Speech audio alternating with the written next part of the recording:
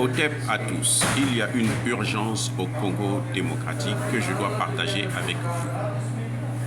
J'entends sur les radios de propagande, RFI, France 24 et les autres, que le gouvernement veut négocier avec le M23. Écoutez-moi bien.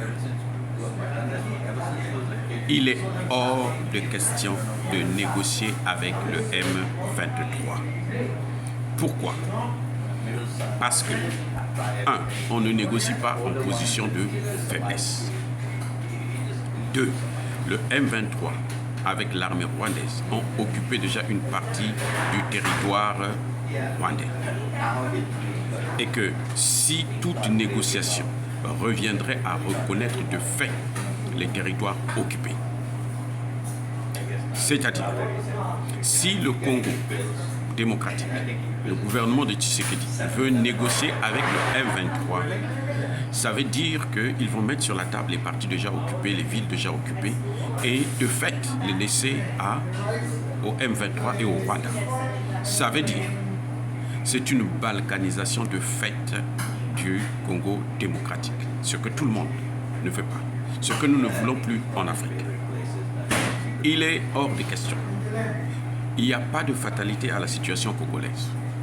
Ce que le gouvernement de Tshisekedi doit faire, c'est d'équiper l'armée congolaise des armes nouvelle génération, dernier cri, en Russie. C'est le partenaire le plus fiable qui a fait ses preuves au Centrafrique, qui a fait ses preuves au Mali et qui est en train de faire ses preuves partout, là où il a été invité, en Syrie et autres. Si Tshisekedi ne le fait pas, si Tshisekedi pense que la situation doit être résolue par les pays qu'il invite ici et là aux alentours, ce n'est pas à ces pays-là de le faire.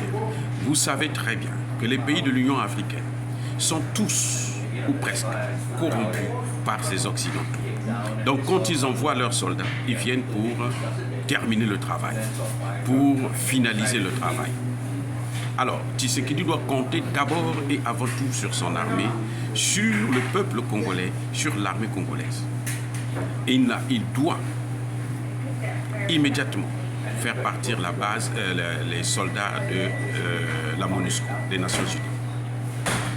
Que Tshisekedi sache que c'est sous son mandat, c'est sous sa responsabilité, c'est sous sa présidence que le Congo est en train d'être balkanisé.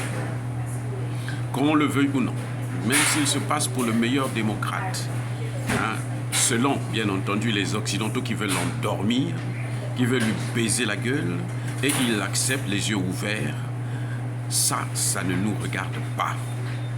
Mobutu était qualifié de dictateur selon pratiquement tout le monde, mais le pays n'avait jamais été occupé. Kabila a passé plusieurs années. Le pays n'a jamais été occupé. Si on occupe maintenant, c'est parce que Tshisekedi ne fait pas ce qu'il faut. Chaque fois qu'il veut faire avancer le dossier, il a envoyé son ministre des Affaires étrangères, par exemple en Russie dernièrement. Le lendemain, ce sont les Américains qui viennent, qui lui promettent 1 milliard. Et lui, il tremble devant l'argent. Cette imbécilité doit s'arrêter. L'Occident, ce sont eux qui sont en train de, armer le Rwanda. Le Rwanda est le paillasson des Occidentaux. La France, les États-Unis, le Canada et les autres. Donc tout ce que fait le Rwanda aujourd'hui, c'est ce que les Occidentaux veulent. Ils ont essayé de faire ça avec le Mali, ça n'a pas marché. Ils ont fait ça avec le Soudan, ça a marché. Ils ont fait ça la première fois avec l'Éthiopie, ça a marché quand on a divisé l'Éthiopie de l'Érythrée. Ils veulent le faire encore avec le Tigré, ça ne marche pas. Que Tshisekedi sache, l'objectif c'est de diviser l'Afrique, le Congo démocratique parce qu'il le trouve trop grand et trop riche. Il faut le morceler, le balkaniser. Et s'il n'introduit pas cette situation dans la réalité, alors c'est qu'il ne vaut même pas. C'est le plus minable des présidents que le Congo démocratique ait connu. Qu'on le veuille ou non, ceux qui le supportent, ceux qui le soutiennent, nous voyons les faits qui sont là. Mobutu n'a pas bradé le pays. Il n'a pas le droit de le faire. Kabila le père ne l'a pas fait, même Kabila le fils ne l'a pas fait. Il doit donner à l'armée congolaise un équipement nécessaire. Et nous savons qu'il ne peut pas les équiper avec ceux qui ont pour objectif de diviser ce pays. Ceux qui soutiennent le Rwanda, avec eux, il ne pourra rien obtenir. Que ce soit clair et net. Oh, bien-aimés frères et sœurs, je persiste et je signe. Soyez bénis par le Dieu des Kémites.